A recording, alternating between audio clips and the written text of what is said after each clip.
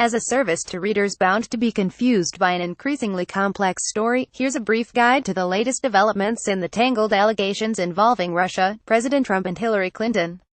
The Dossier Background. The dossier is a collection of 17 memos concerning President Trump and Russia written by Christopher Steele, a former British intelligence officer, between June 20 and December 13, 2016. Steele produced his memos under a contract with Fusion GPS, a strategic intelligence firm run by former journalists. The memos are written as raw intelligence, based on interviews Steele had with unidentified Russian sources identified, for instance, as Kremlin insider, some of whom he paid for information. Raw intelligence is essentially high-grade gossip, without the expectation it would be made public unless it is further verified. The memos, among other things, allege the Russian government had been seeking to split the Western alliance by cultivating and supporting Trump and also gathering compromising information, compromat, on him in an effort to blackmail him. The memos, among other allegations, claim the Russian government fed the Trump campaign valuable intelligence on Clinton.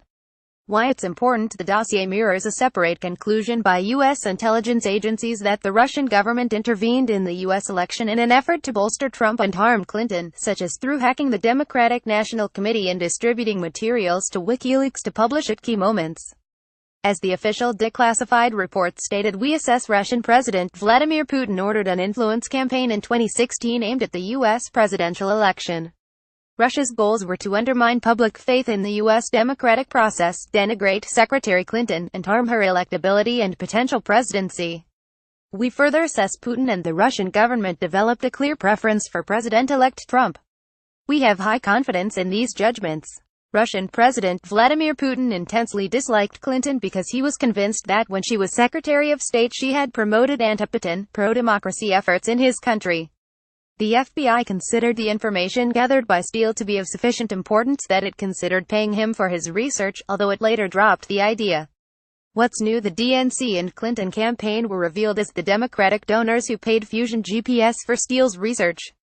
Technically, Perkins Coie, the law firm of Mark Elias, an attorney representing the Clinton campaign and the DNC, funded the research. Separately, a Republican donor who had earlier hired Fusion GPS for information on Trump was revealed to be the Washington Free Beacon, a conservative website. But that earlier effort is unrelated to the Democratic-funded research that yielded the dossier, as Steele was hired by Fusion GPS after work for the Free Beacon had ended. We should note that, in another assignment, Fusion had been hired by a U.S. law firm in early 2014 to assist on the defense against a civil action filed by the U.S. government alleging fraud by Prevezin Holdings. Prevezin is owned by Denis Katsev, the son of a senior Russian government official. Why is that relevant? Natalia Veselnitskaya, who was also working for the law firm on the Prevezin case, met with Trump campaign officials at the Trump Tower in June 2016, including Donald Trump Jr., campaign manager Paul Manafort and Jared Kushner, the husband of Ivanka Trump. Donald Trump Jr. agreed to meet with Veselnitskaya after an intermediary promised dirt on Clinton. She arrived with a memo containing talking points that had been previously shared by Yuri Cheka, Russia's prosecutor general, who is known as a master of compromat. What's controversial? The Trump White House has tried to use the connection between the dossier and Clinton to claim that this shows that, rather than Trump colluding with Russia, Clinton colluded with Russia.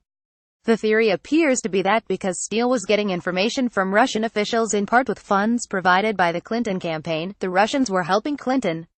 But that ignores the fact that DNC emails, as well as the email account of the Clinton campaign chairman, were hacked and then published by WikiLeaks as part of the pro-Trump Russian operation identified by U.S. intelligence agencies.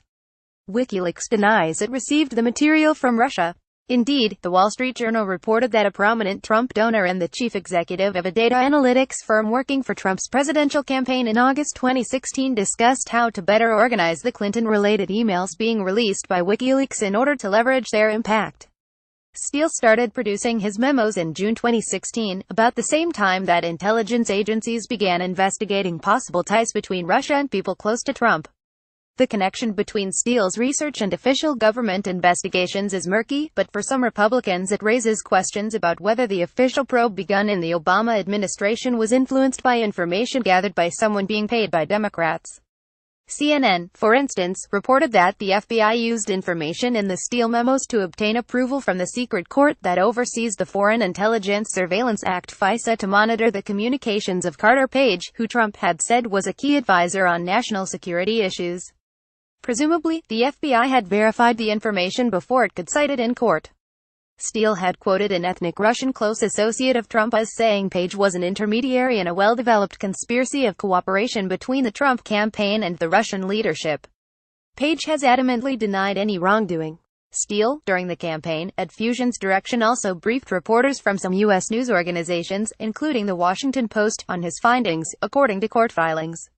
Only one publication, Mother Jones, published information based on the briefing before the election. The uranium deal background. In 2010, Rosatom, the Russian nuclear energy agency, acquired a controlling stake in Uranium One, a Canadian-based company that had mining licenses for about 20% of U.S. uranium extraction capacity. The agreement was approved by the Obama administration when Clinton was Secretary of State. Frank Giustra, a Canadian mining financier and a major contributor to the Clinton Foundation, had sold the company, Eurasia, to Uranium One in 2007. Individuals related to Uranium One and Eurasia, including Giustra, donated to the Clinton Foundation, totaling about $145 million.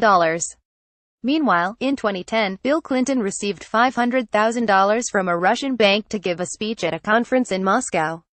Trump, during the campaign, tossed all of these separate facts together to falsely claim that Clinton gave 20% of our uranium, gave Russia for a big payment. But numerous fact checks have found no evidence for this claim. The original suggestion of wrongdoing was first raised in a book underwritten by an organization headed by Stephen K. Bannon, a key advisor to Trump. Why it's important whenever news about the Russia investigation heats up, the Trump White House cites the uranium deal in an effort to muddy the waters and suggest that Russia had gained something from Clinton in exchange for money. Trump himself has claimed the case is Watergate, modern age. But there is no evidence Clinton even was informed about this deal. The Treasury Department was the key agency that headed the Committee on Foreign Investment in the United States, which approved the investment. Clinton did not participate in the CFI-US decision. The deal was also approved by the Nuclear Regulatory Commission. Ultimately, only the president could have blocked or suspended the arrangement. Moreover, no uranium produced at U.S. mines may be exported, except for some uranium yellowcake which is extracted and processed in Canada before being returned to the United States for use in nuclear power plants. What's New? The Hill newspaper on October 22 reported the FBI had gathered evidence at the time of the sale that a Russian Rosatom official had conducted a massive bribery scheme, compromising an American trucking company that shipped uranium for Russia. The official eventually was convicted in 2015, but Republicans have said the case should have raised alarms about the Rosatom investment in Uranium One and possibly blocked the deal. But there is no evidence that U.S. officials weighing the transaction knew about the FBI investigation. The reporting prompted House Republicans to announce they would launch an investigation.